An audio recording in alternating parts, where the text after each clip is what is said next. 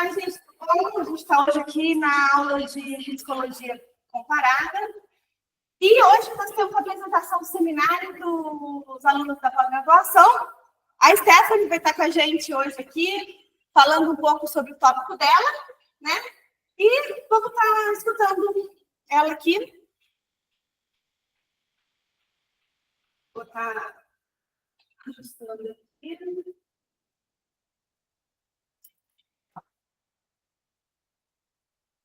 Faz esse teste, Stephanie, para ver se entrou no fone de ouvido e ver se você escuta a Valéria. Fala com a Valéria falar com você alguma coisa.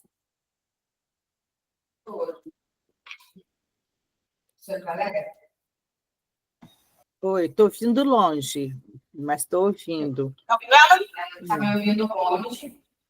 Ela está me ouvindo longe, mas está me ouvindo. Eu consigo ouvir bem. Mas quando eu falo, dá um pouco de eco para mim. Dá eco para você? Tá. Tá bem?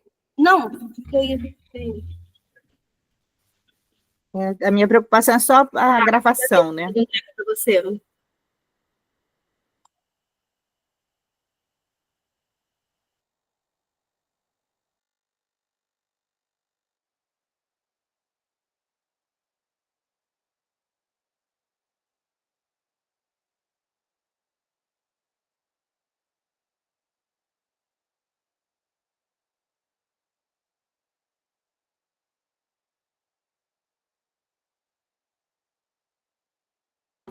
Vocês estão com o microfone fechado.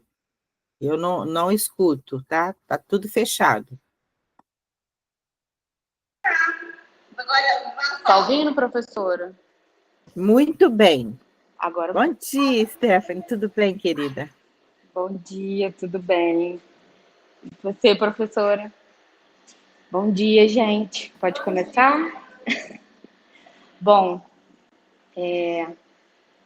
a avaliação da disciplina é a apresentação, né, desse tópico, desse texto, e aí eu venho trazer hoje um pouquinho para vocês, né, para a disciplina, o primeiro artigo. Alguém passa? Não, preciso que alguém passe. Ou viro para eu passar.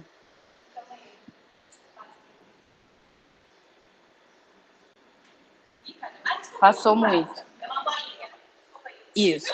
E aí o primeiro artigo, né, ele fala sobre as recomendações para a terminologia uniforme em serviços assistidos por animais. Como eu sou psicóloga e é um artigo bem técnico que fala sobre terminologias, eu procurei organizar as informações e trazer da melhor forma para que todo mundo pudesse entender. É um artigo, é um estudo muito atual, né? É um artigo publicado agora em 2024, e ele fala sobre a terminologia com serviços assistidos por animais. Então, existem várias terminologias e esse estudo traz essa necessidade, esse problema de unificar, né, esses termos para que seja... para que esse trabalho seja bem desenvolvido, para que os profissionais tenham clareza, para que o tratamento realizado com os animais tenha uma boa comunicação, uma clareza, e também até mesmo para o tratamento com o animal. Pode passar. Então, o que são as intervenções assistidas por animais? São serviços que envolvem animais para beneficiar outras pessoas, né? E a gente precisa, o problema do texto é esse, trazer definições claras e uniformes. Senão, a gente acaba causando uma confusão de papéis, né? Dos profissionais em que atuam nesses serviços, nos treinamentos e protocolos. Então, fica mais difícil de se criar padrões e evidências. Então, existe a necessidade de uniformizar esse termo. Pode passar. E aí, quais foram os problemas enfrentados, né, para poder fazer esse trabalho? Foi identificado que existem termos inconsistentes, né, que dificultam novas pesquisas, protocolos com estudos não comparáveis, então existe essa necessidade de ter mais estudos. Um problema enfrentado, a expansão do campo, ou seja, é um trabalho que está sendo desenvolvido, né, e esse serviço ele está se expandindo, e aí como que a gente vai fazer, né, para treinar os profissionais, para as pessoas entenderem como que devem ser tratados os animais, para que todos entendam. Então, a gente precisa cuidar, porque está sendo um momento de expansão. o impacto, né, limitação no desenvolvimento desses padrões e o comprometimento do bem-estar do animal e do humano. Pode passar. E aí, eles viram essa necessidade de organizar e usar um novo termo, né, que é serviços assistidos por animais. E aí são serviços, colocar esse termo como um termo central, né, serviços facilitados por um profissional com foco no bem-estar, né, do animal, com o objetivo do bem-estar humano por meio de processos terapêuticos, educacionais e de suporte. Pode passar. E aí, 3 pontos principais nesse trabalho, né? Olhar o tratamento com o animal, o tratamento que é realizado, o tratamento com o ser humano, a educação, né? São as ações mesmo de educação que vêm através desse trabalho e os programas de suporte que precisam estar presentes para que esse trabalho seja realizado. Pode passar. E por que isso é importante? Porque envolve os profissionais, quem recebe esse serviço e os pesquisadores. Então, melhora no treinamento e no suporte dos animais e traz essa preservação da diversidade das abordagens, que é mais ou menos o que a gente vê aqui, né? A gente vê um trabalho com vários profissionais, com várias áreas, veterinário, psicólogo, e aí a gente precisa ter uma clareza de como conduzir esse trabalho. Pode passar. E aí, mais uma vez, essa uniformização traz os benefícios para todos os envolvidos. Pode passar. Então, o texto traz, né, os serviços assistidos por animais, traz como uma nova perspectiva. Então, eles encontraram novas definições, necessidade dessas definições e subdefinições, desafios e solução para esse campo de crescimento. Pode passar. Pode passar. Pode passar. No estudo, os envolvidos foram os voluntários, os profissionais da saúde, né, voluntários, a participação deles foram através de interações breves, com visitas locais 2 vezes por semana, tratadores focados no bem-estar animal. E com os profissionais da saúde, com os planos de tratamento específicos baseados em avaliação, com sessões frequentes e longas, para equilibrar esse cuidado do cliente e do animal. Pode passar. E aí eles identificaram uma confusão na comunicação, né? Alguns termos que são usados atualmente. TAA, EAA, AAA. Terapia assistida por animais, educação assistida por animais, atividades assistidas por animais. Aí aqui eles identificaram a inconsistência. Pode passar. E aí, na nova terminologia, o termo geral, serviços assistidos por animais e subcategorias. Dentro dessas subcategorias, tratamento assistidos por animais, AATX, educação assistida por animais, AAE, programas de suporte assistidos por animais, AASP. Pode passar. E aí, eles fizeram uma discussão, né, através dessa construção desse trabalho e por que a gente vai padronizar? Eles buscaram e identificaram que em outros trabalhos eles conseguiram fazer esse mesmo caminho. Então, eles citam 2 estudos de 2021 e 2022, né, com o mesmo direcionamento, só que com terminologia uniforme em serviços equinos e um estudo internacional para harmonizar essas práticas. Então, eles buscaram seguir o mesmo caminho. Pode passar. Pode passar. Não, volta. Como que eles buscaram implementar essas mudanças, envolvendo os profissionais da área, os pesquisadores e organizações interessadas. Então, não foi um estudo desenvolvido só por um pesquisador. Eles desenvolveram uma gama de pessoas, né, de organizações, justamente para que eles conseguissem unir essas informações, entender essas inconsistências e identificar essa nova terminologia. Pode passar. Pode passar. Bom, alguns desafios, né, para poder achar essa terminologia, e aí eu achei bem bacana, né, que traz o texto, porque ele fala que esse campo evoluiu, né, nos últimos 50 anos, e a terminologia os estudos não acompanharam. Então, aí é mais um motivo para poder identificar esse estudo. Então, temos como terapia assistida por animais ou terapia com animais de estimação. São termos usados de forma abrangente, mas quando não envolve terapia. Então, eles usam esses termos de uma forma inconsistente. Pode passar. E os problemas, né, estão associados à intervenção, ao tratamento, à remoção de comportamentos indesejáveis. Eles usam cavalo-terapia ou então cão-terapia. Então, sugere que o animal é um terapeuta, o que é incorreto. Então, ele confunde o público e desvaloriza esse trabalho. Pode passar. E o impacto na prática é, como eu falei, a necessidade que eles entenderam é realmente de trazer clareza. Então, o impacto é definir esses padrões, as competências, credenciar esses profissionais e animais, trazer esse reconhecimento governamental, né? E ver o lugar da terapia, que só ocorre envolvendo um terapeuta licenciado com os objetivos mensurados. Pode passar. As consequências éticas, né? Os profissionais não qualificados, eles acabam oferecendo uma terapia e eles podem prejudicar outras pessoas, clientes, os serviços com os animais, e as metas desse trabalho, os métodos, os limites precisam ser estabelecidos.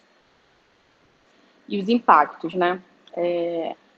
A falta de padronização. Então, os termos dificultam avaliações e comparações de resultados de outras pesquisas, né? Eles enfrentam barreiras para publicar mais estudos e acabam tendo algumas limitações científicas. Pode passar.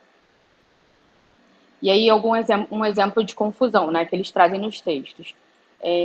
Muitos estudos sobre presença animal em contextos não terapêuticos são rotulados incorretamente como terapia TAA, e sem precisão sobre o ambiente, qualificações e metodologias, com consenso científico inalcançável. Pode passar. Pode passar. Pode passar.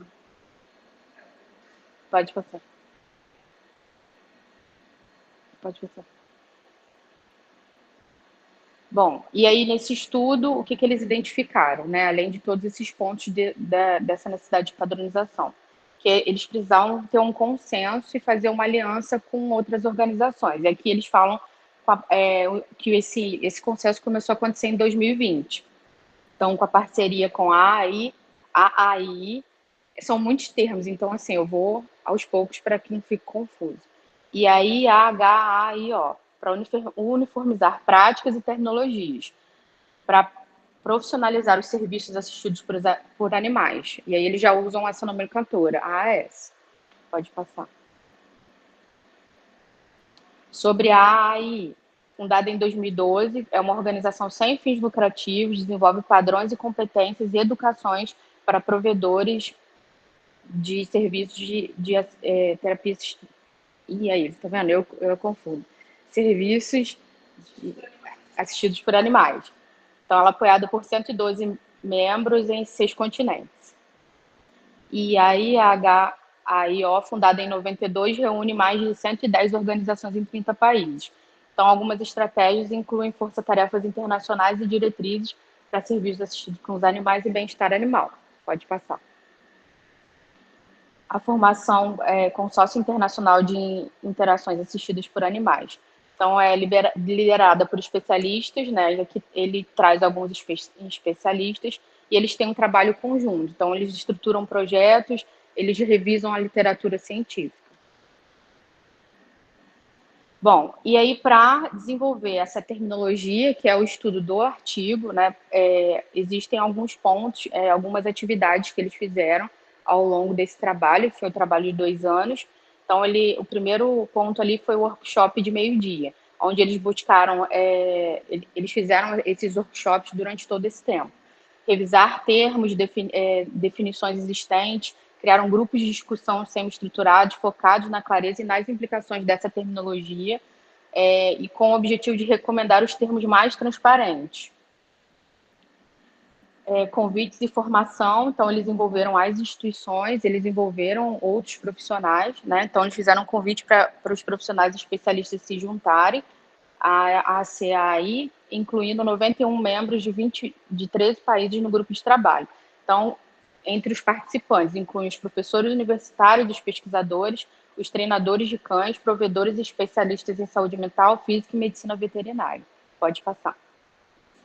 A divisão desses grupos, né? Os tópicos abordados foram a terminologia, a AI, terminologia de animais de terapia, regulamentações governamentais para a AI e qualificações e educação continuada. Então, um grupo de trabalho. Qual que é o objetivo dele? Revisar e recomendar a terminologia unificada, né, com os facilitadores. As reuniões foram realizadas de forma virtual, com discussões contínuas, e a gente vê um período aqui de 8 meses, de janeiro a agosto. O resultado final é a produção do artigo que documenta os resultados. Então, 2 anos de trabalho para finalizar as recomendações. Pode passar.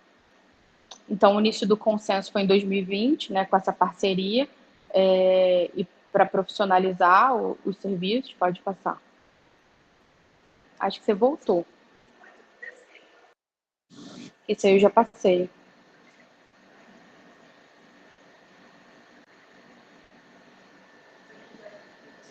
Acho que tá ligando, tá?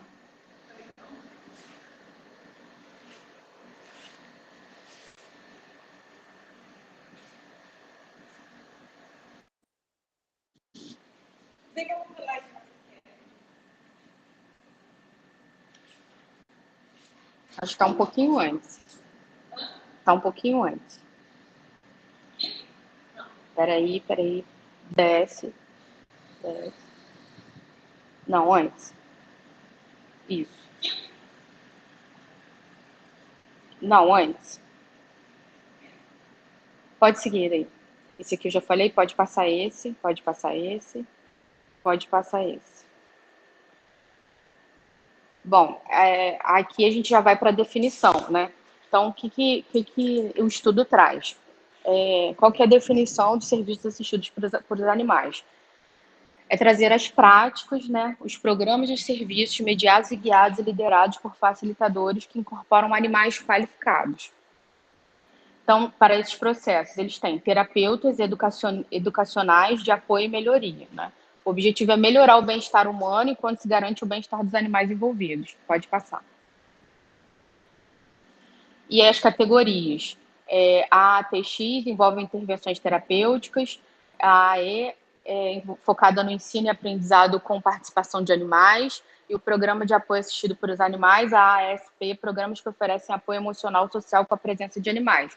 Ou seja, eles não trazem mais o termo só terapia assistida por animal de uma forma, né, geral. Eles já trazem subcategorias, já trazem um local para cada profissional, para cada contexto, e para que eles tenham maior capacitação, para que realmente seja nomeado esse trabalho, que é multi, né?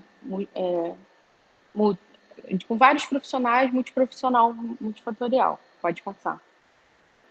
Então, a distinção, né, entre serviço assistido por animais e as interações humano-animal. Eles fazem essa distinção, né, que são mais amplas e podem ser positivas, negativas ou neutras, mas o serviço assistido por animal é uma categoria distinta.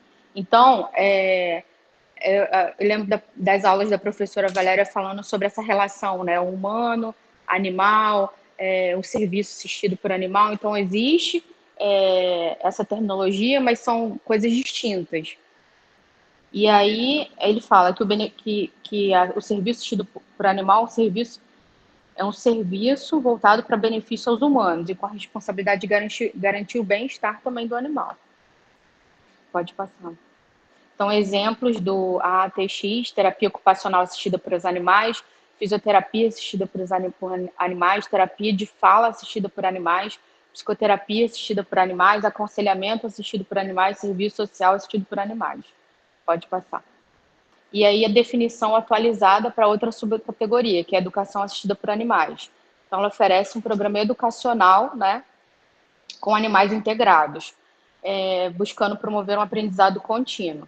Então, essa definição foi ajustada por essa organização para incluir esses diversos tipos educacionais. Pode passar. Então, o objetivo dela é envolver programas acadêmicos, socioemocionais, psicoeducacionais, cognitivos, vocacionais ou de desenvolvimento pessoal e organizacional. Focam no desenvolvimento de habilidades de regulação emocional, estratégia de enfrentamento, habilidades pró-sócias e empatia. Pode passar. Aqui eles falam de um exemplo, né, que da terapia assistida ocupacional, que é leitura para cães, né, que eles fazem nos Estados Unidos. Então, a pessoa faz uma leitura para os cães e os cães ficam ali no meio ambiente como se ela estivesse lendo para eles. Acho que é antes. Acho que é antes. Ah, não, tá certo, é o 4. Então, onde pode ocorrer, né, essa educação assistida? Nas escolas, prisões, estábulos, centros privados, em programas de educação humanitária. E os programas podem envolver o aprendizado assistido por equinos e caninos. Pode passar. Os profissionais, eles devem ter diploma acadêmico, certificado em educação, conforme as regulamentações do país. Ou seja, tem que ser profissionais qualificados. Profissionais não graduados devem ter treinamento, então cursos, para poder estar nesse trabalho. Pode passar. A estrutura desse programa, eles são programas estruturados e semi-estruturados, eles com avaliação e documentação de sessões. E eles podem ser realizados por profissionais não graduados. Pode passar. Desde que tenham também supervisão. E uma distinção importante, que é a dissecação de animais, experimento com animais ou coleta de animais para pesquisas não são coletadas, não são considerados nesse trabalho. Aí outro programa, né, outra subcategoria, que é o Programa de Apoio por Animais, a ASP, que é um programa que substitui o termo atividades assistidas por animais, ele se refere nos quais os animais são usados para melhorar o bem-estar dos humanos, através de atividades de conforto emocional. Pode passar. Qual que é o objetivo? Aumento da motivação, prevenção da solidão e isolamento, redução de tensão e ansiedade, distração em situações difíceis, oferecimento de conforto emocional. Pode passar. Alguns exemplos: visitação de animal em hospitais ou lares de idosos, programas em tribunais com cães de apoio, intervenções de crise, com serviços de apoio emocional com animais, visitação em prisões ou centros de detenção e programas de reabilitação humana com cães treinados. E a estrutura também atividades podem ou não ser documentadas, dependendo dos objetivos de cada programa, e eles podem complementar aquele outro programa que é o AATX, que é o tratamento assistido por animais, ou a AEE, que é a educação assistida por animais, que são os dois programas que a gente já viu. Pode passar. Então, são profissionais também licenciados, né? Tem voluntários com experiências e habilidades, tratadores de animais. Pode passar. E existem duas diferenças, não, existe uma diferença e uma importância, né? Que esse programa de suporte, ele é visto como fundamental por ter um impacto positivo, né? Esse último programa de suporte. E o trabalho é reconhecido por conta de ter objetivos e métodos diferentes dos terapeutas, né? Então, assim, são trabalhos diferentes, mas ele também tem o seu reconhecimento. Pode passar. E aí ele já fala sobre a competência e a qualificação dos programas de serviços assistidos por animais, né? Então, qual que é a importância da competência profissional? Prover com critério essencial, né, para esses serviços. Cada abordagem requer habilidades específicas, ou seja, cada subcategoria tem que ter treinamento, qualificação, educação continuada. A competência não é limitada aos humanos, né? Os animais também precisam ser avaliados e preparados para suas funções específicas. Pode passar. Precisa ser considerada a dimensão intercultural daquele local onde é realizado esse trabalho, então a variedade regional e internacional, né? O profissional, quem é o profissional, se ele é licenciado, se ele é registrado, entender essa questão dos cursos, né? Como que varia a qualidade e a profundidade desses cursos e essa consistência da informação. Pode passar. Os animais, eles precisam ser especializados, né? Então eles precisam estar em treinamento, e esse treinamento também precisa ser de segurança, né? Segurança do animal e dos receptores, treinamento de redução de riscos e responsabilidade, profissionalismo e eficácia nas práticas. Pode passar. A evolução desses cursos precisa ser avaliada, né? Então, os treinamentos acadêmicos e práticos, eles precisam ser especializados. A formação nos níveis de graduação e pós-graduação tem que estar alinhada com os padrões de licenciamento. Os animais precisam ser avaliados no seu desenvolvimento, nos métodos, na adequação do animal e a sua função. Pode passar. E os grupos de trabalho, né, eles estão se desenvolvendo para poder pensar na educação, na qualificação e treinamento para esses provedores e animais.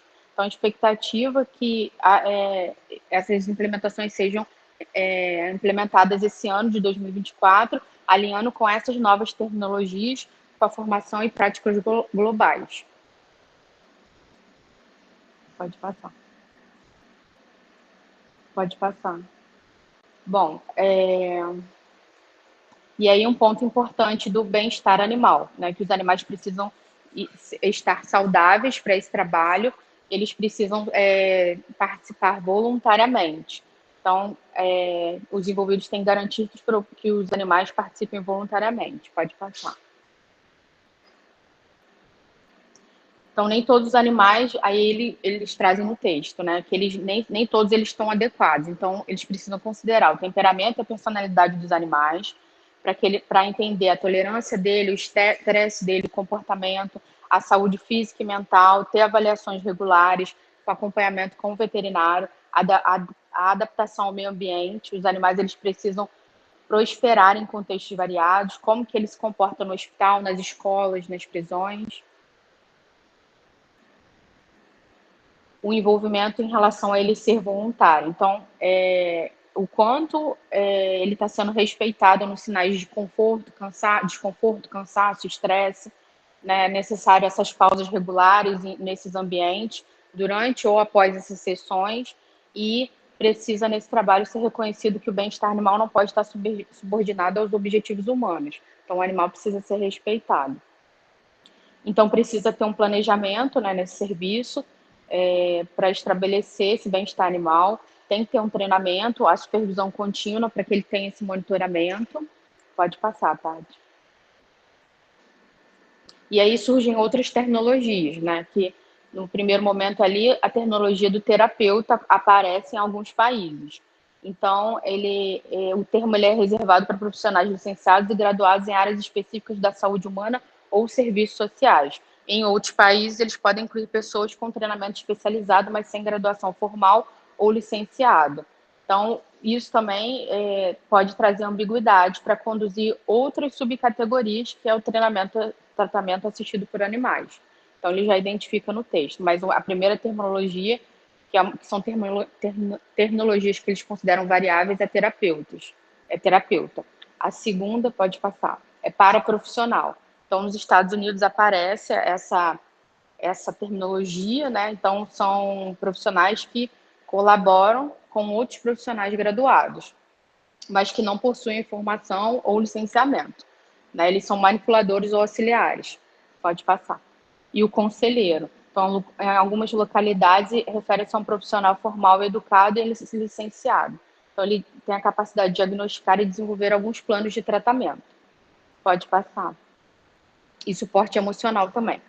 Então, quais são os impactos, né? São as diferenças regionais, porque cada lugar tem a sua especificidade profissionais, a sua cultura. Então, precisa ser considerado para que esse serviço tenha credibilidade e eficácia. Pode passar. Então, a responsabilidade do profissional, né, diante dessas variações, recai sobre o provedor de serviços assistidos por animais. Então, ele tem que compreender como a prática se alinha a essas regulações locais, tem que certificar que esse treinamento, essas qualificações sejam reconhecidas e tem que adaptar essa terminologia para descrever as funções de acordo com as expectativas. Pode passar. E aí o que eles trazem nos textos, né? Que o próximo passo é trazer novas discussões, né? Quais são as discussões globais? Fomentar novos diálogos em organizações internacionais e regionais para alinhar essas tecnologias, essas práticas, flexibilizar essa linguagem, né? Permitir que essas tecnologias sejam adaptáveis, porque já existem tecnologias, então ela tem que vir atualmente se adaptando, vindo sobre essas outras para trazer clareza, né, nesse trabalho, integridade do trabalho. A padronização precisa ser gradual. Pode passar. Pode passar. Então, na proposta, né, eles identificaram a serviço assistido por animal, uma terminologia abrangente com 3 categorias, são as categorias que a gente já falou. Pode passar. Pode passar. Pode passar. Acho que tá igual.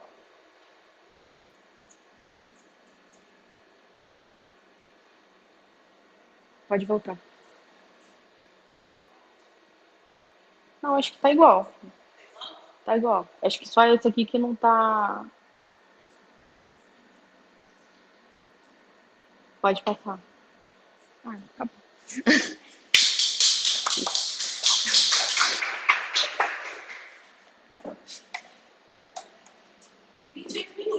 Tá bom, gente. Tem que ficar aqui, professor.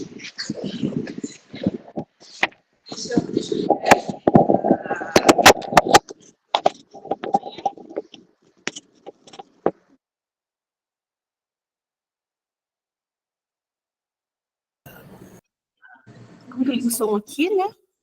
Oi, Val. Ih, cara. Deixa eu fechar aqui. Calma aí. A gente vai comentar cada apresentação? Então, deixa eu ver que horas são. São 9h07. A gente pode comentar rapidamente, eu acho.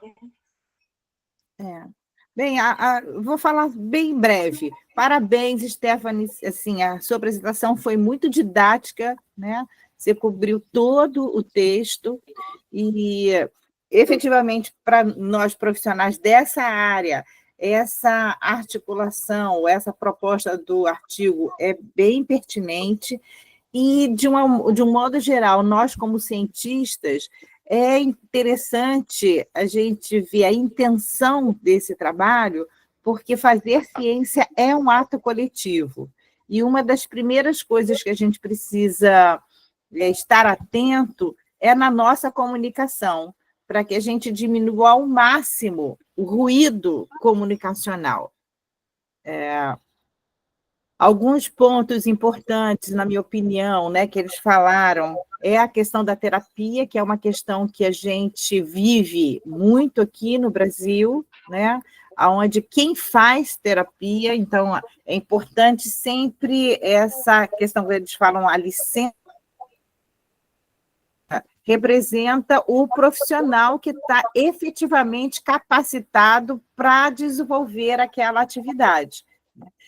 É diferente todas essas ações que são planejadas do contato espontâneo com os animais. Então, quando a gente assume isso enquanto uma profissão, a gente precisa ter o respeito ao profissional, ao nosso usuário do serviço, né, aos outros profissionais da equipe e aos animais. Então, essa responsabilidade não ocorre só por um bem-estar, bem-gostar, né, por uma forma espontânea de ser. Ela precisa ter clareza no protocolo e discussões éticas para isso. Bem, parabéns, Stephanie. Eu sei que seu trabalho não é diretamente ligado à questão dos animais, mas eu espero efetivamente que a disciplina tenha contribuído com você, né, no seu campo de atuação. Foi ótimo, obrigada. Eu também gostaria de falar com a Stephanie. Está me escutando, Valéria? Foi muito bom, parabéns. Stephanie está dedicada aqui também, né? Só uma coisa que eu falei com a Stephanie, eu tenho. Eu falei 15 minutos, ela fez de 28. Eu falei, se fosse uma qualificação, ela estaria reprovada na qualificação. Se é um concurso de professor, então já era. Mas é legal porque assim, é um tema diferente para você, né? Para mim foi fácil. Os dois textos de cavalo foi fácil. Para mim foi difícil que a Flávia escolheu. Eu fiquei 5 horas vendo aquele artigo. Eu achei muito mais difícil de português do que inglês. Mas é isso mesmo. E você está de parabéns, explicou muito bem, né? Acho que poderia ser um pouquinho mais. Depois, quando você vai treinando, vai vendo o que você pode diminuir e trazer, né? E o legal é que esse consenso ele foi feito depois do consenso do cavalo, que foi DP21 do Wood. Daí eles trouxeram um pouco, né? Por que acontece? As pessoas vinham fazer revisão de literatura e cada um colocava de um jeito. Era uma loucura. E você ia fazer uma revisão sistemática, você não conseguia fazer uma revisão sistemática. Então, ele surge para trazer essas diferenças, né? E os termos antigos, que eram atividades, ficavam meio assim, você pode atividade. E trazer o termo de suporte já dá um suporte que está dando. Eu mesmo, quando eu falo com a Valéria, para mim, essa atividade é aprendizagem, é educação. E a gente ficava assim, e conversando até quando eu fui lá visitar uma moça que trabalha com isso lá nos Estados Unidos, ela falou, eu também acho. E nessa época eu já estava ajudando. Então, todo mundo chegou com vocês como, pô, mas eu quero um bico, não tá? E é muito legal, parabéns. E vamos para a Flávia.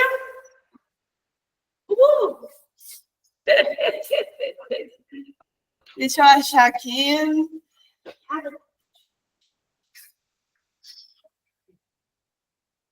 Da Flávia eu achei mais difícil.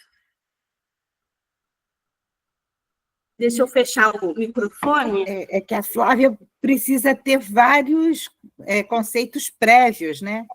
Aí por isso que foi mais difícil para você, que é muita coisa da filosofia, muita coisa da psicologia. Nossa, muito difícil, muito difícil. Falei, caraca, eu tenho isso aqui em português, para mim, isso mais em inglês. Mas, puxa, caramba. Calma aí. Também que a Flávia está no doutorado.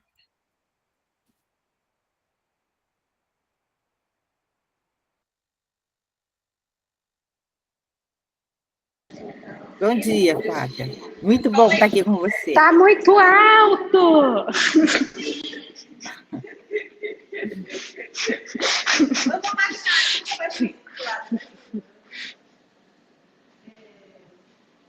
Foi fone de ouvido?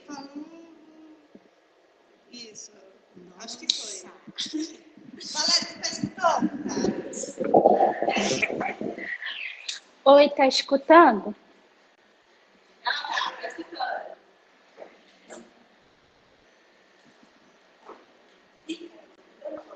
Tem que...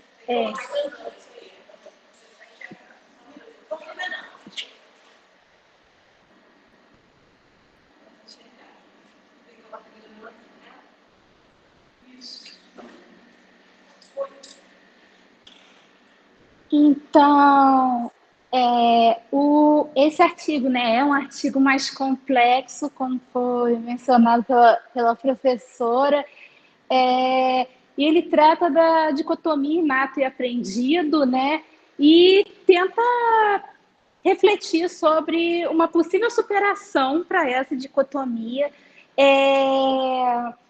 Então, ele pode começar. Então, ele vai... volta. Aí.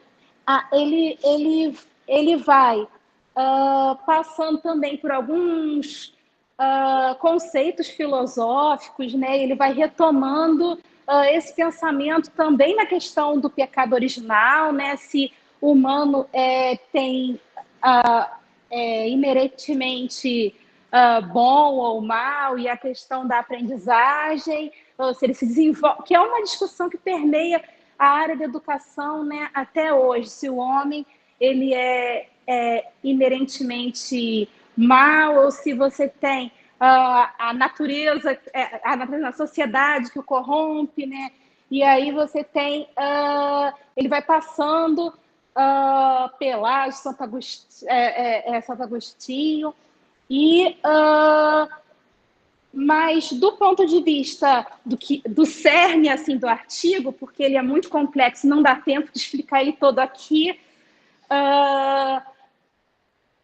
o que seria esse ponto de vista do inato, que prioriza o inato? Seria o ponto de vista predominante na etologia, né, em suas origens, e que ainda tem mais uma tendência para esse lado na etologia, mas que é justamente o que ele está falando que tem que ser superado, que ele está propondo, né, uma possível superação através da aproximação entre essas duas dimensões, o inato e o aprendido, virando um processo interacionista, focando na interação né, entre o que vem da genética, o nature, né, que seria a natureza da espécie específico, na determinação do comportamento, e o que vem da criação ou do ambiente, né, o nurture, que seria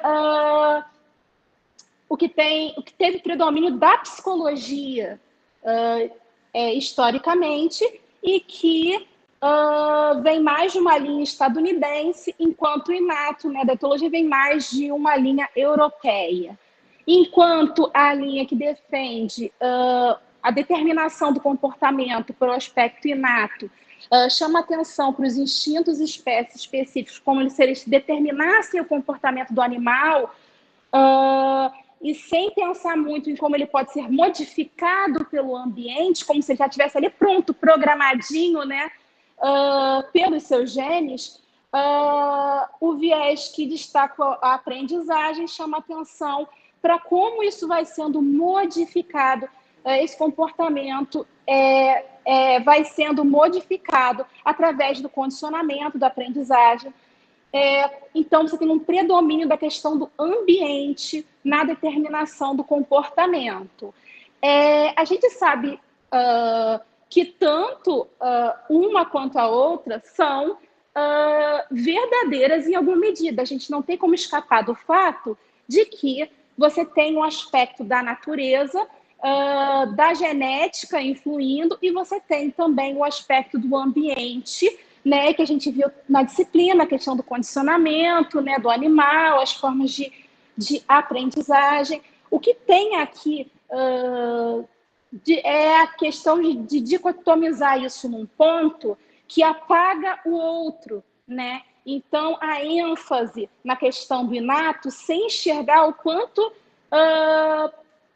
pode ser desenvolvida através da aprendizagem, ou a ênfase no aprendido, sem enxergar o quanto tem de determinação genética da filogênese mesmo da espécie.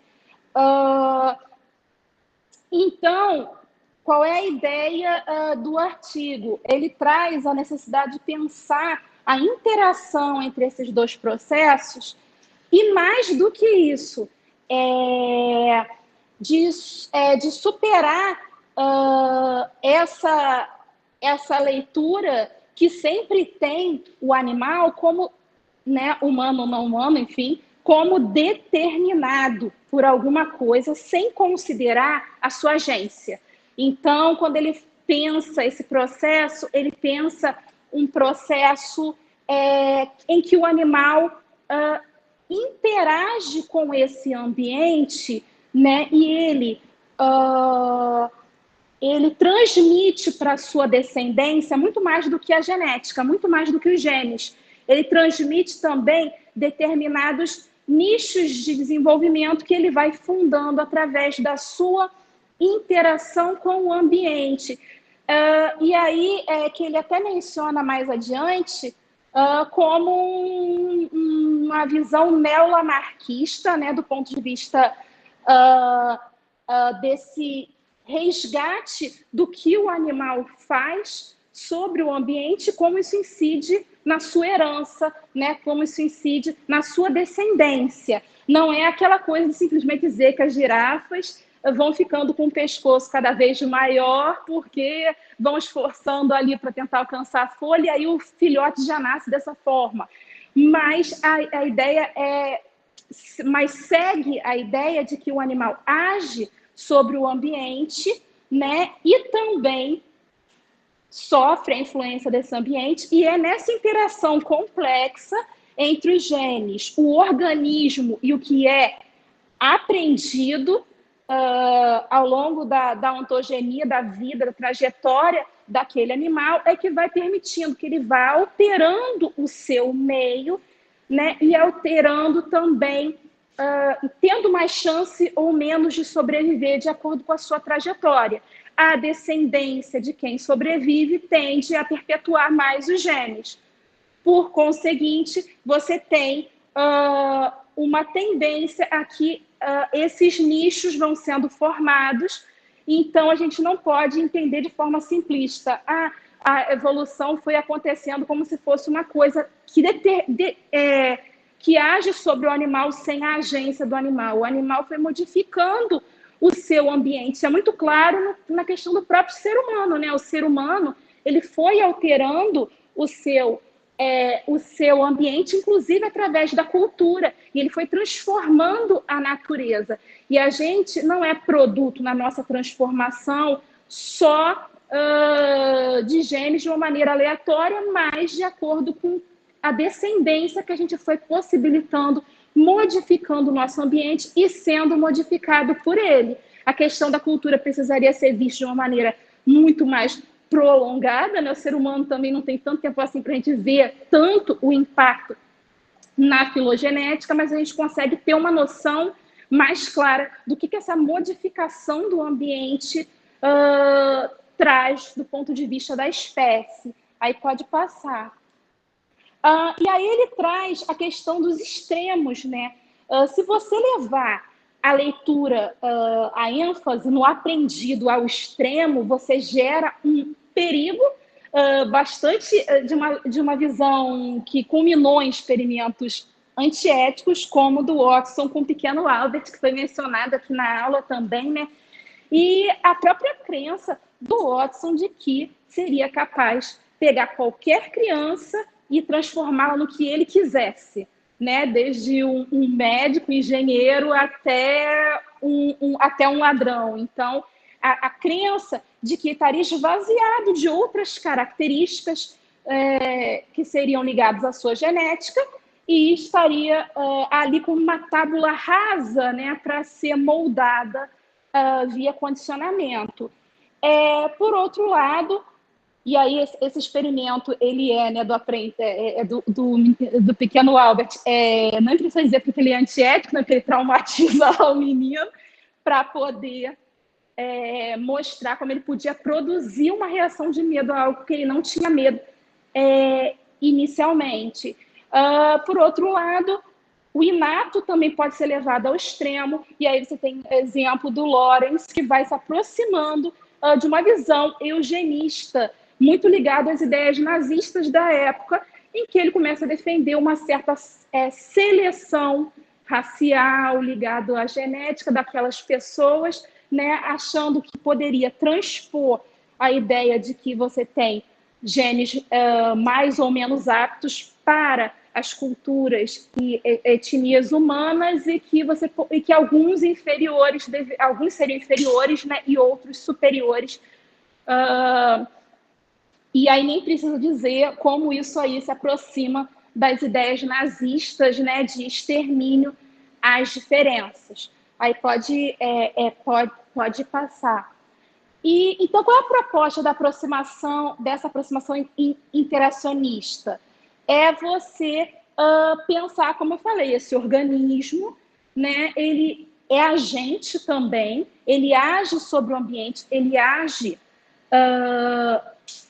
sobre o que tem ao seu redor, ele cria nichos que propiciam a herdabilidade de um gene em detrimento de outros, e ao mesmo tempo ele é influenciado por sua genética e ele é influenciado também pelo seu ambiente, pela sua criação, pela educação que recebe, né, no caso do ser humano. Tentativas de aproximação já vêm ocorrendo e são mencionadas no texto, que são o hiperbehaviorismo, né, em que você tem um reconhecimento, né, da importância da genética. Na verdade, ele mostra até que o próprio Skinner ele não era tão alheio, né, à questão e menciona, né, a questão da filogênese, mas foi feita uma aproximação maior, porque ainda tinha a ideia de que o animal era determinado, sobretudo, pela questão do ambiente. E pensa mais na questão do animal determinado do que do animal poder modificar algo, né? E o interbehaviorismo já faz essa aproximação. A etologia cognitiva também faz uma aproximação. Ela pega a questão do inato, mas ela também traz aspectos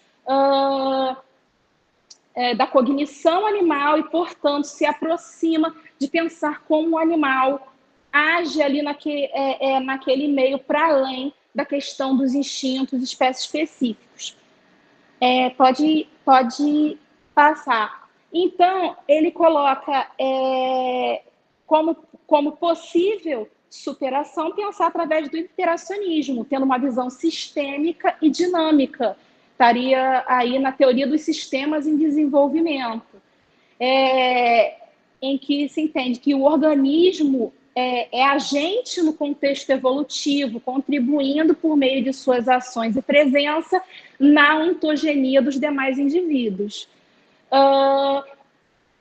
E o desenvolvimento, portanto, seria influenciado por interações entre ambiente e genes, de forma dinâmica e não determinista. Então, ele não está preso a o que o influencia, e sim também como ele age naquele meio, e tudo isso numa interação entre organismo, ambiente e genes. Pode passar. Então, nichos de desenvolvimento, como eu mencionei, a questão das girafas, né, do Neo Lamarck, ele é uma citação aqui do texto. Jablonec e Lamb apresentam uma visão neolamarquista, mas com isso não querem dizer que filhotes de girafas herdarão pescoços compridos em virtude da lei do uso e desuso.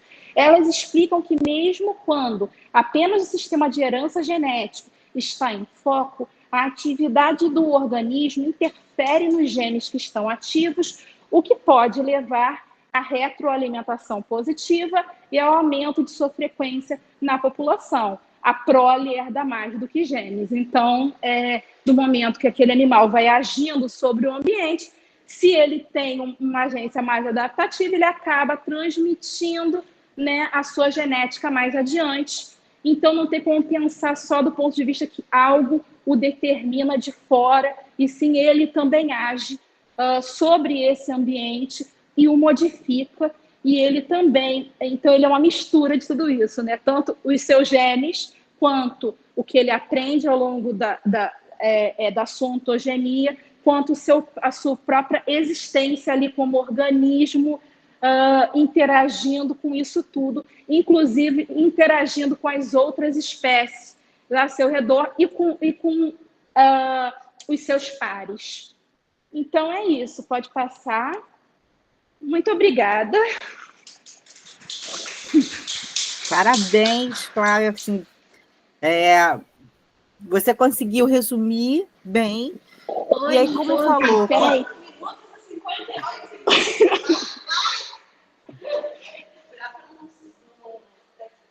Pode falar? Pode. Posso falar? Calma aí, Valéria. A gente vai abrir o som. Posso falar agora?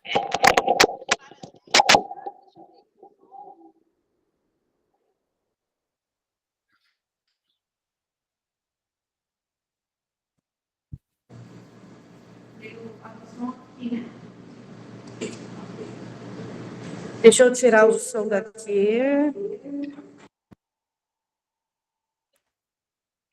Pode falar, Valéria. Parabéns, Flávia. Obrigada pela sua apresentação, né?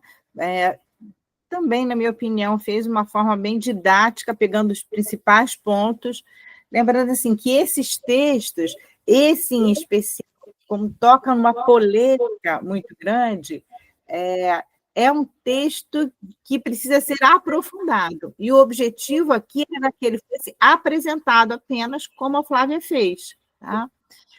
A Tatiane, quando falou da dificuldade do texto, é porque ele traz vários conteúdos que são importantes, porque ele quebra com a hegemonia da academia.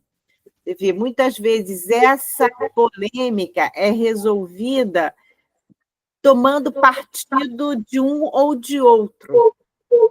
E a proposta que o autor apresenta, ela se aproxima com a direção que nós do Equilíbrio Rural tomamos, que é a questão interacionista. Para compreender melhor, como a Flávia falou, né, para entender o argumento, né, dessa superação, é interessante ver a questão da discussão da affordance, a discussão como a gente trouxe em vários encontros, que é a questão da ciência e consciência animal.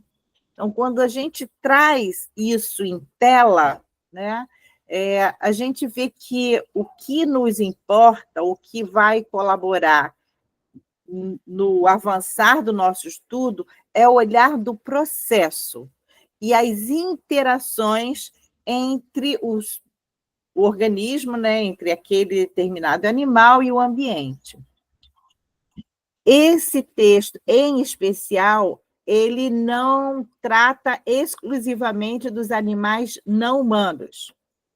Eu penso que ele foi muito bem elaborado porque ele trata do animal como um todo. Então, principalmente para nós psicólogos, esse é um texto que, na minha opinião, deveria ser lido na graduação, na pós-graduação, né? Ser efetivamente aprofundado. Tá? Termino aqui. Obrigada, Flávia. Realmente foi ótimo. Você ficou síntese, porque eu achei muito complexo. Estou procurando o texto da Camila agora aqui. Ajuda aí, Camila. Ah, tá. Passei pelo texto dela duas vezes. Só para falar assim, ele é complexo, mas principalmente para nós que estamos provocando uma ruptura, né? A gente provoca a ruptura e indica uma direção de avanço. Ele é fundamental para que a gente tenha uma fundamentação teórica forte, né, que nos sustente a ter um posicionamento nessa polêmica e efetivamente discutir, né, ou enfrentar as resistências acadêmicas de um pensamento hegemônico. Né? É isso. Vai lá. Obrigada, Camila. Vamos ouvir sua apresentação. Vamos lá, eu vou pausar o som aqui, senão vai dar eco.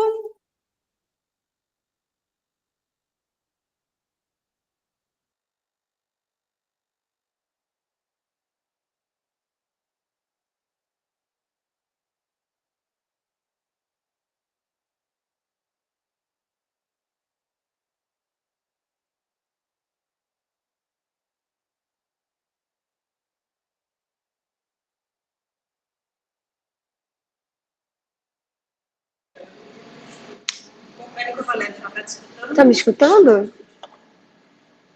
Tá. Tá,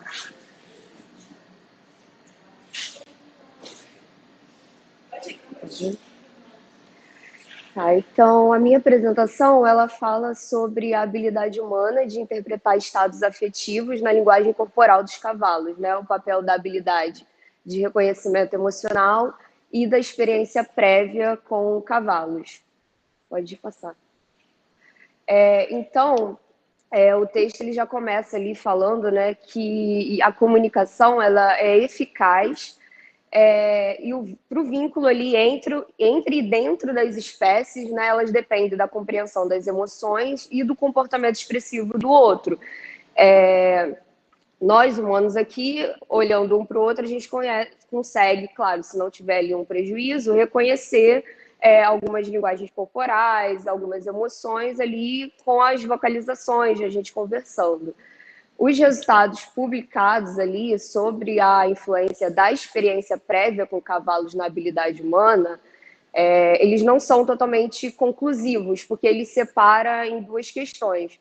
Ele separa em sinais acústicos dos cavalos, e eles que não encontraram muita influência ali da experiência prévia, né, na identificação desses estados efetivos, mas ele também fala sobre a linguagem corporal como um indicador forte ali, né, com relação à experiência prévia com cavalos. Ele se sai melhor na identificação do que os sinais acústicos, né? Porque, como eu venho vendo em aula, né, porque eu não tinha muita essa experiência prévia com cavalos, que a linguagem corporal ela está muito ligada ali com a gente ver. Pode dar uma passada? como a gente vê ali com relação a como está a orelha deles, né? Com relação ao que a gente pode ou não fazer, áreas que a gente pode não estar ali, e tudo isso tem a ver com a experiência prévia. Não dá só para reconhecer com a vocalização, como a gente faz com relação a outro humano, né? As espécies, cada uma tem um temperamento, uma personalidade, como foi falado ali na primeira apresentação, e tudo isso a gente precisaria estar sabendo para entender os estados afetivos dos cavalos. Então, essa pesquisa ela teve como uma pergunta, pode passar, como a experiência prévia com cavalos, né, e a habilidade de reconhecimento de emoções humanas, elas podem influenciar na capacidade de interpretar corretamente os estados afetivos dos cavalos, com base em sinais não verbais, como vocalizações e linguagem corporal. Pode passar. O objetivo geral do estudo foi investigar, né, se essa experiência prévia com cavalos e a habilidade de reconhecimento influencia na capacidade humana de interpretar corretamente os estados afetivos. Como objetivo específico, eles tiveram como avaliar se os indivíduos com experiência prévia, né, com cavalos, eles são melhores na interpretação desses estados afetivos em comparação com indivíduos sem essa experiência, determinar se a habilidade de reconhecimento afeta a capacidade de interpretar os estados afetivos dos cavalos e investigar se essa interação entre a experiência prévia e a habilidade emocional na interpretação dos estados afetivos. Pode passar. Então, na metodologia, eles tiveram como amostra 299 participantes, sendo a maioria mulheres, né, com uma média de idade ali de 33 anos, e eles utilizaram, né, 3 instrumentos. Um questionário, onde eles coletaram gênero e idade, mas eles também perguntaram sobre a frequência do contato com cavalos. E aí essa frequência ela era entre nunca, né, frequentemente, menos frequentemente. Eles iam separando nessas categorias para ver quem tinha, e aí eles separavam, né, quem era experiente e quem era inexperiente. Eles utilizaram a teste de leitura da mente nos olhos para avaliar a habilidade e reconhecimento emocional dos participantes. Esse teste, ele é utilizado, eles têm várias fotografias, pelo que eu entendi, são várias fotografias com rostos humanos, onde as pessoas foram fazendo o teste ali para ver se elas reconheciam o estado emocional. Já na identificação, no teste de identificação comportamental, era para avaliar se os participantes eles interpretavam os estados afetivos na linguagem corporal dos cavalos. Também traziam fotografias, só que dessa vez com cavalos, onde iam se dando adjetivos, né? Tanto o teste de leitura da mente dos olhos quanto a identificação comportamental, eles tinham que dar, de acordo com a listagem ali, adjetivos. Então tinha felicidade, brincalhão, curioso, sério, e as pessoas iam olhando as fotografias e identificando cada uma ali. A análise estatística ela foi utilizada, né, o de identificação comportamental ali para interpretar a linguagem corporal dos cavalos foi utilizada como variável dependente com relação à experiência e à habilidade de reconhecimento emocional para ver ali entre os experientes e o inexperiente se esse reconhecimento era alto ou baixo. Pode passar. E aí, como resultado, teve que pessoas mais empáticas, né, e perceptivas ali em relação às emoções humanas, elas tendem a aplicar essas habilidades ao interpretar o comportamento de animais. Só que o que foi mais fortemente ali, com um desempenho maior, foi os indivíduos com experiência com cavalos. Porque mesmo que essas pessoas tenham ali uma habilidade de interpretar o comportamento animal, né, com relação também às emoções humanas, mesmo assim, tinha que ter uma certa experiência com o cavalo, porque a vocalização ali é diferente, né? Você não está olhando uma emoção humana com outro humano. E o cavalo, cada um tem o seu temperamento, e a linguagem corporal dele vai se mostrar muito diferente. Pode passar. Então, né, teve como a experiência prática com cavalos, ela é crucial para interpretar essas emoções, e aí Isso enfatiza a necessidade de interação e a prática contínua com esses animais para melhorar a comunicação e o entendimento. A comunicação dos cavalos, ela se baseia mais na linguagem corporal ali do que em vocalizações, ao contrário do humano, e aí isso pode explicar o porquê a experiência com cavalos ela é mais irrelevante do que necessariamente você interpretar uma emoção humana. E aí é razoável supor que os humanos são naturalmente mais adeptos ali a reconhecer as vocalizações do que a linguagem corporal, e aí por isso essa dificuldade maior. Pode passar. E aí, mesmo que esses indivíduos eles fossem experientes com cavalos, eles só acertaram cerca de 50%, enquanto os inexperientes, cerca de 30%. Então, isso meio que sugere também que identificar o comportamento expressivo equino, ele está longe de ser perfeito. Ele exige uma prática constante mesmo, e mesmo assim vai ser um pouco mais difícil. Só que é de particular importância saber desses dados para o reconhecimento ali na hora de fazer uma atividade equina, né? Porque para esse vínculo acontecer de uma forma melhor, para o participante dali da atividade também entender melhor se o cavalo, né, está realmente apto para aquelas atividades ou não, se vai ser seguro fazer essas atividades.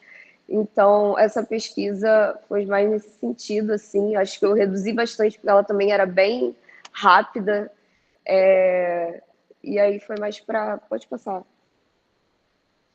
Mas para concluir, assim, que a hipótese deles estava mais correta, que era mais o papel da experiência prévia, que ela está mais fortemente ligada a entender essa linguagem corporal do que necessariamente esse humano não ter nenhum prejuízo em saber a habilidade de localizar outras emoções em outros humanos, ou até mesmo nos cavalos. É isso. Muito bom, Camila. Tem que esperar para poder todo mundo ouvir, né? Pode ir aí.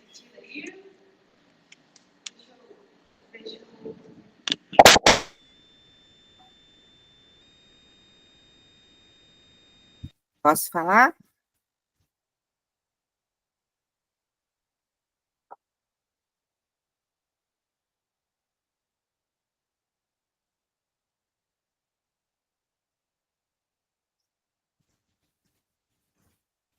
É o som. Tá me escutando, Valéria? Muito bem. Bem, parabéns, Camila, né? É legal ver que cada um tem um estilo de apresentação, mas o objetivo, no final, a gente alcançou com sucesso, né? E quando eu e Tatiane escolhemos esses artigos, vocês vejam que são pesquisas muito atuais e que tocam em pontos nefrálgicos do nosso trabalho. Tá? E a gente tomou cuidado também de...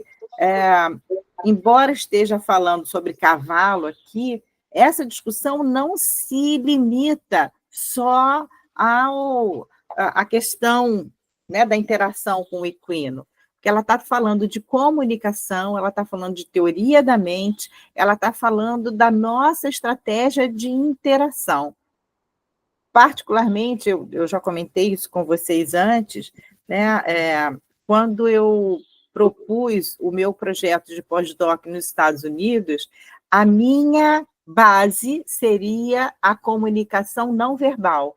Aliás, foi isso que me aproximou do trabalho com os cavalos lá no tempo da ecoterapia. Valéria, acho que a gente travou no outro. Deixa eu ver aqui. Oi. Oi. A internet caiu no computador. Calma aí, voltou. Eu fui falando, agora eu nem sei o que vocês ouviram ou não.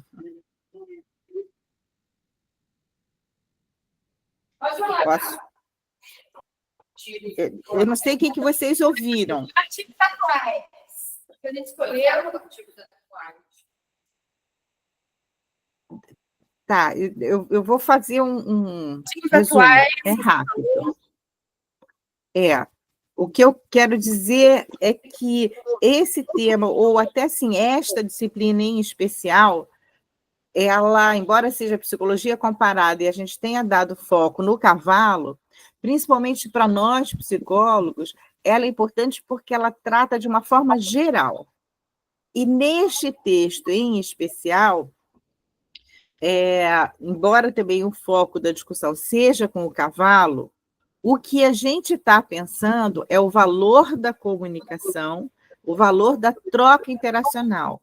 E aí eu estava lembrando, né, isso me fez lembrar sobre o meu projeto de pós-doc nos Estados Unidos, que era sobre comunicação não verbal, que foi o que me aproximou na ecoterapia, o trabalho com os cavalos, o trabalho com as crianças com espectro autista.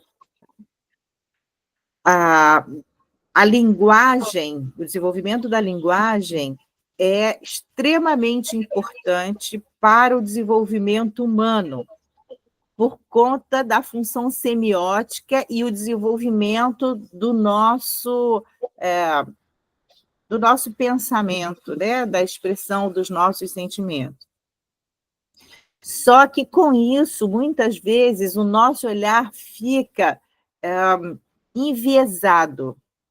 Em várias pesquisas em psicologia, mesmo junto com os humanos, por exemplo, com crianças, se valoriza apenas quando elas começam a falar ou quando elas começam a escrever corretamente.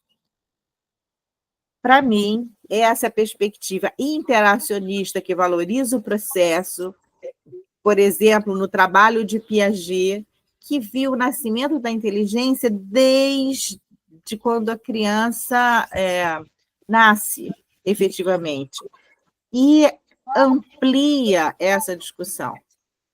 É o que a gente propôs também na metodologia de pesquisa de análise narrativa dialógica emancipatória. A gente pegou o conceito de narrativa e a gente ampliou para que a narrativa fosse a expressão interativa do ser. Vendo aqui, voltando a esse texto em especial, é a importância de que a gente conheça a especificidade de cada sujeito com quem a gente está lidando, né? E a gente valorize toda a sua expressão de ser. Com isso, a gente fortalece a nossa comunicação e evita uma posição antropomórfica ou antropocêntrica, tá? Porque não é nem só com o cavalo. Muitas vezes a gente julga. Quantas mães, por exemplo, julgam o bebê? A mãe está com frio, então ela já julga que o bebê também está com frio, e não necessariamente. Então, para a gente respeitar essa singularidade, a gente precisa considerar a subjetividade de cada um. Então, esse é um outro texto que merece ser relido, ser pensado para todos nós. Espero que vocês tenham gostado. Termino aqui, Tati, com você.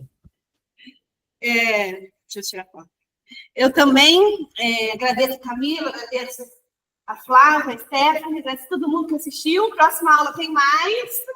E o legal desse texto, você não ficou curiosa, eu queria saber quais eram as imagens que o cara tinha colocado. E no final ele colocou lá que uma consideração que a próxima vez eles querem fazer com vídeos, porque a imagem é muito subjetiva, assim. Daí eu fiquei, gente, quero ver, como eu sentaria? Deu uma curiosidade, cara.